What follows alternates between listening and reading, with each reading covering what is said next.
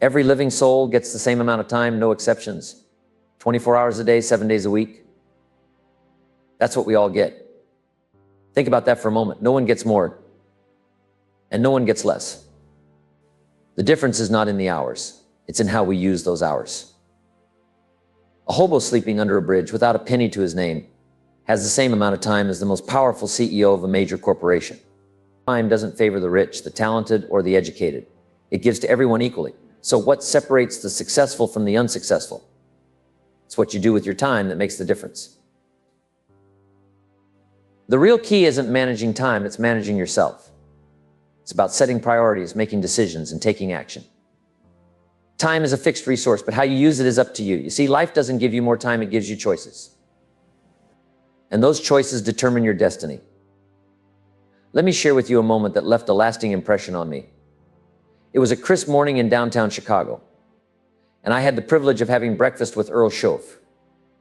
We were both getting ready for a speaking engagement, and when Schoaf asked, "You want to meet for breakfast?" You can bet I was there. Whenever Schoaf said, "Meet me," I didn't just show up, I came prepared with questions in hand. I remember that morning vividly. As we sat down to eat, I decided to ask him a question that had been on my mind. I looked over and said, "Schoaf, how did you learn to master time management?" Now I want you to picture this. Schoaf is taking a bite of his breakfast, and I can still hear the sound of his fork hitting the plate. He looked at me and said, "Jim, what are you talking about?" And I'll never forget his next words. He said, "I've never mastered time management. Nobody masters time management." That was a moment of clarity. He continued, "Time can't be managed because time moves on its own. You can't speed it up or slow it down. What you manage is your activity." And then Schoaf did something that stuck with me forever. He reached into his pocket and pulled out a little card. He said, "Every night before I go to bed, I write down the 6 most important things I need to do tomorrow, goal achieving activities. And when I wake up, that's what I start working on. If I don't get them all done, they roll over to the next day's list." And here's the thing. He said, "You should always have about 6 things on your list. Now, if I don't get 3 of them done today, it doesn't mean I have 9 tomorrow. Those 3 become part of the 6 for the next day. When you wake up in the morning, you need to give all your conscious attention to the tasks that matter most. You see, you can't manage time. Time moves on whether we like it or not, but what you can manage is your activity. You can decide how to fill those hours, what actions to take, and how to spend your energy. The key is to make sure what you're doing really counts. Make sure you're investing your time in activities that are productive, that bring you closer to your goals. The truth is, the time you're already putting into your work is enough. If you're grinding 18 hours a day, you're at the limit. You can't work much more than that without facing diminishing returns. Sure, in bursts, you can push yourself to work 12, 14, even 16 hours. Many of us have done that when we had to get things done. Put in the extra effort, burn the midnight oil. But remember, you can only do that for so long before you have to step back and balance things out. If you don't, you risk putting your health on the line, your heart, your blood pressure, your overall well-being. You can't keep running on empty. So the answer isn't in squeezing more hours out of the day. The answer is in making better use of the hours you already have. We've all heard it before, but it's worth repeating. It's not the hours you put in. It's what you put in the hours that counts. The quality of the effort, the focus, the priorities, those are what make the difference. Now, you need a written set of goals in order to manage your activities, not just floating ideas in your head, but clear, defined goals on paper. These are the essentials of time management. You need to establish priorities. You need a solid plan for the next 10 years, things you want to achieve, milestones you want to hit. Let your dreams be the driving force that gets you up early, keeps you up late, that pushes you to do the disciplines. Read the books, take the classes, learn what you need to learn. A constant review of your goals is critical because that's how you decide where to invest your time. Your goals and priorities determine your actions. And beyond goals, you need game plans, well thought out plans that cover the next 6 months, the next year. When you're doing business, especially internationally, you can't just wing it. I've had to lay out game plans when forming corporations, like when we recently set up in Australia. Without a game plan, things fall through the cracks. Taxes don't get paid, important details are missed, and things just don't get done. You've got to think on paper. If there's one major principle I can impart to you under time management, it's this: think on paper. Put it all down, lay it all out. That's where the clarity comes from. That's where the strategy forms. And that's how you turn a good idea into a successful reality. So get out that pen and paper and start crafting your future. That's where the magic begins. Let me share with you a process that has made more people wealthy and successful than almost any other method of goal achievement. It's simple, but it requires discipline. Here's how it works. Take your major goal and turn it into a question. If your goal is to earn $100,000 in the next 12 months, then write down, how can I earn $100,000 in the next 12 months? Notice this is an open-ended question.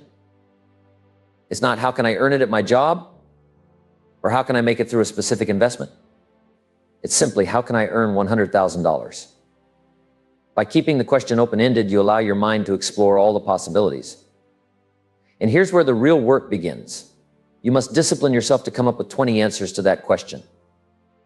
Yes, 20. These answers can be anything that comes to mind: work longer hours, work harder, upgrade your skills, find a new job, start a side business, invest in real estate, write a book, whatever it might be. Don't limit yourself. Write down every idea. Force yourself to get to 20 answers. This method is called mind storming, or what I like to call digging deep. When you push yourself to come up with 20 answers, you begin to uncover ideas you didn't even know you had. And sometimes the best ideas are buried deep beneath the surface, waiting to be discovered. It could be as simple as call this person, or read this book, or learn this skill. The key is to get all your ideas on paper. You need to put your game plan on paper, write down your goals, your strategies, your priorities. It helps you stay focused on the things that matter most. It keeps you from getting distracted by the small stuff. I have a little phrase that sums it up nicely. Don't mistake movement for achievement. It's not that difficult to get busy. The challenge is to make sure you're busy on the right things. And this brings us to another crucial point. Separating majors from minors. This is high on the list of success principles. You must learn the art of not spending major time on minor things. Too many people spend too much time doing things that don't matter. They mistake activity for accomplishment. But here's the truth. Just because you're moving doesn't mean you're going anywhere. It's easy to get caught up in the whirlwind of daily activities, taking out the trash, fixing the screen door, washing the car, running errands, taking the kids to school. Now, don't get me wrong, these things have to be done. But if you're not careful, you can spend your whole day on minor things and leave no time for the majors. The key is to always ask yourself, on what am I spending my time? Separate the majors from the minors. Focus on what will bring you closer to your goals. That's where the real progress happens.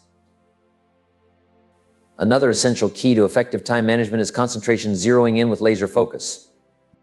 You see, preoccupation is dangerous whether you're driving down the freeway or running a business.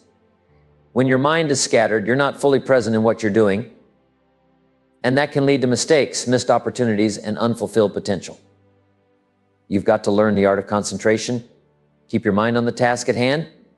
I have a little rule that goes, don't start the business day until you get to the office. Now, I'll tell you where I learned that lesson the hard way. I used to start my business day in the shower, or worse yet, at the breakfast table. And you know what that did? It messed up my mornings and sometimes my whole day. I'd be sitting at the breakfast table with my family, but guess where my mind was? At the office. I'd be thinking about meetings, phone calls, and the next deal. And I got so tangled up that I couldn't even enjoy a peaceful breakfast. I even carried this habit over to my leisure time. I'd go to the beach trying to relax, take in some sun, enjoy the sound of the waves. But my mind was back at the office. And then when I was at the office, I'd catch myself thinking, oh, I should be at the beach. Now, folks, that's what I call getting mixed up. You're neither here nor there, and you end up missing out on both. I came across a simple yet powerful quote in the Reader's Digest, and I shared it during one of my evening seminars. That is, wherever you are, be there. Let that sink in for a moment. If you're at the breakfast table, be at the breakfast table. Enjoy that cup of coffee, taste the food, connect with your family. If you're having a conversation with someone, be fully there. Give them your full attention, your presence. Don't let your mind wander off. And when you're on your way to work, be there too. Don't let your mind rush ahead to the problems of the day. Instead, enjoy the ride. Look around, see what's happening. Observe human nature, take in the sights, be in the moment. And then when you finally get to the office, go for it. That's when it's time to switch on, to focus, to concentrate all your energy and attention on the tasks before you. That's where the action is. That's where the results happen. Another crucial time management essential is learning to say no. Now, let me tell you, it sounds simple, but it can be one of the toughest things to do. And yet, if you don't master this skill, you're going to find yourself overloading your calendar, overcommitting, and getting into all kinds of time management troubles, all because you didn't have the strength to say no when you should have. See, it's much more difficult to say yes in the moment and then try to wiggle your way out of it later. You know how it goes. You've got to make that awkward phone call, shuffle things around, try to explain yourself, and deal with all that unnecessary embarrassment. The better strategy? Say no up front. It's cleaner, it's clearer, and it saves you a lot of trouble down the road. My friend Ron Reynolds put it well with his simple yet powerful advice. Don't let your mouth overload your back. How many times have we said yes to something that later becomes a burden? We feel the weight, the stress, the pressure, all because we overcommitted. And that, my friends, is the recipe for burnout. Remember, every time you say yes to something that doesn't align with your goals, you're saying no to something that does. Guard your time carefully. Now, over the years, hundreds of time management hacks and strategies have been developed by all sorts of people, all aimed at helping you get more done in less time. But here's what I've found. While these strategies can be useful, they often boil down to just a few core principles. And today I want to share with you 5 of my favorite task management tips that can help you stop procrastinating and make better use of your time, both in your work and in your personal life. The first tip is simple but powerful. Think on paper. Now, what do I mean by that? I mean that you should write down every step of the job or task in advance. Before you even begin, break down the job into its key components. You see, there's a magic that happens when you put pen to paper. Just the act of writing it down, laying out every detail, prepares your mind and gives you a roadmap. It helps you find that all-important starting point. And once you've got that, just keep following the steps you've laid out for yourself one by one until the job is done. Second, make sure you come fully prepared for each task. Preparation is half the battle won. When you sit down to work, have everything you need right there, your notes, your tools, your materials. This way you won't have to get up and move until the task is complete. Being fully prepared creates a powerful momentum that will keep you glued to the task until it's finished. It's a motivator. You've got everything you need, so there are no excuses to break the flow. Third, take one small step to get started. There's this 80-20 rule, maybe you've heard of it, that says 20% of the task often accounts for 80% of the value. That's what Confucius was getting at when he said, "A journey of 1,000 leagues begins with a single step." Sometimes the hardest part is just getting started. But once you take that first step, even a small one, you'll often find yourself naturally continuing on. The momentum builds, and before you know it, you're well on your way to completion. Fourth, consider using what I like to call the salami slice method. Now, you wouldn't eat an entire loaf of salami in one go, would you? Of course not. You'd slice it up and eat it piece by piece. The same principle applies to tackling big tasks. Don't try to swallow it all at once. Take a small slice, just one part of the job, and focus on getting that done. When you take a small piece and discipline yourself to complete it, you gain the momentum you need to push past procrastination and inertia. Now, the 5th method is what I call the Swiss cheese method. Picture a block of Swiss cheese full of holes, right? Think of your task like that block of cheese. Instead of tackling the whole thing, just punch a few holes in it. Take a 5-minute segment of the job and do just that. Don't worry about the entire task.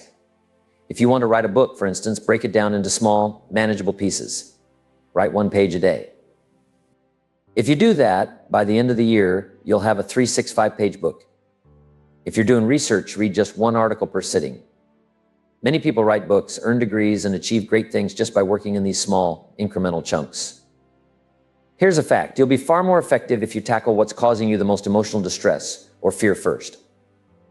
Often, that one tough step will break the logjam in your mind and free you up emotionally to move forward with everything else. Begin with the end in mind. Visualize what your project will look like when it's finished and done to perfection.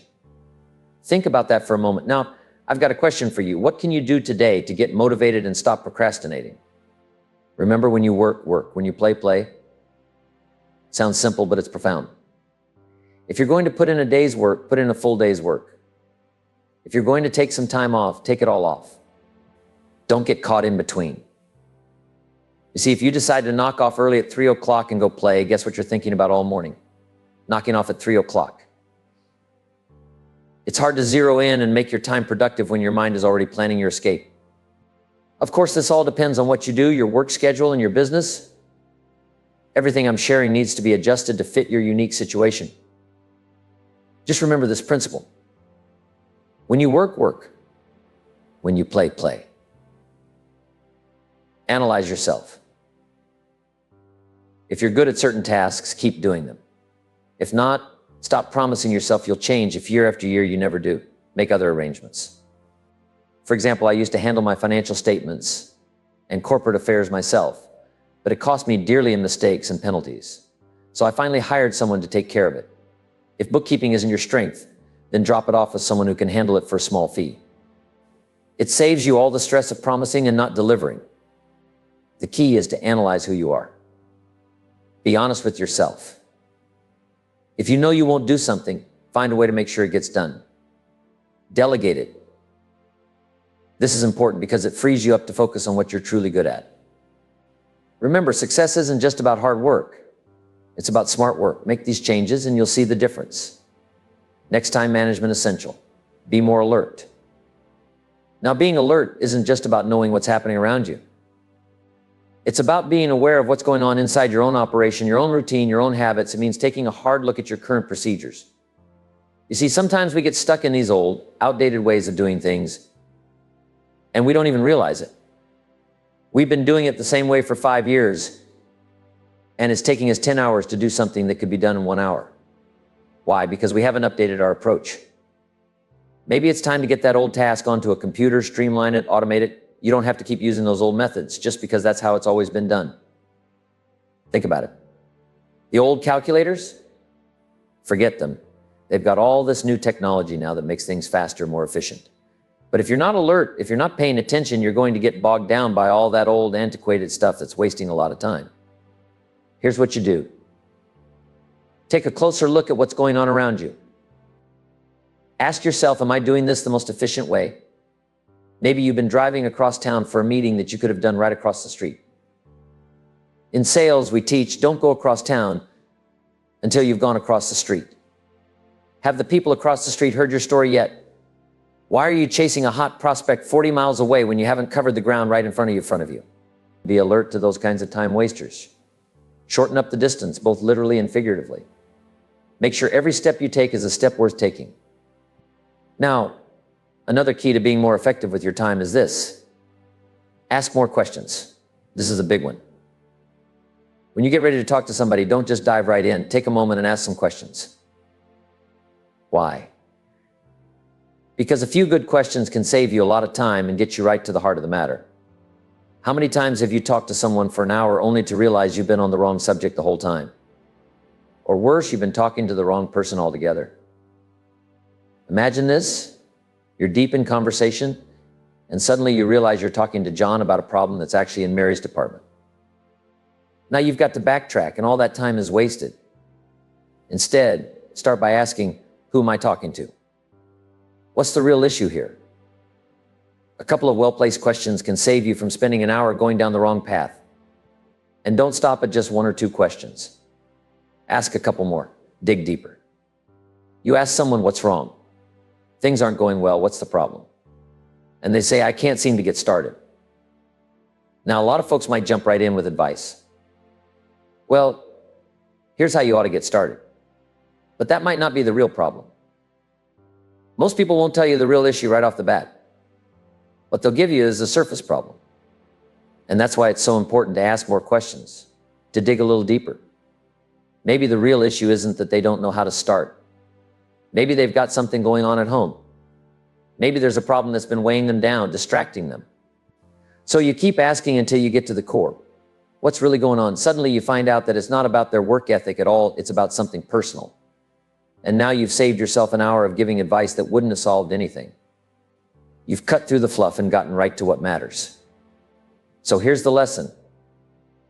Be more alert. Keep your eyes open for outdated processes, time wasters, and inefficiencies. And when you're engaging with people, don't be afraid to ask more questions. Get to the root of the issue. That's how you save time. And that's how you make every minute count. Be on guard, stay alert, and be willing to ask the tough questions. That's where the real progress is made.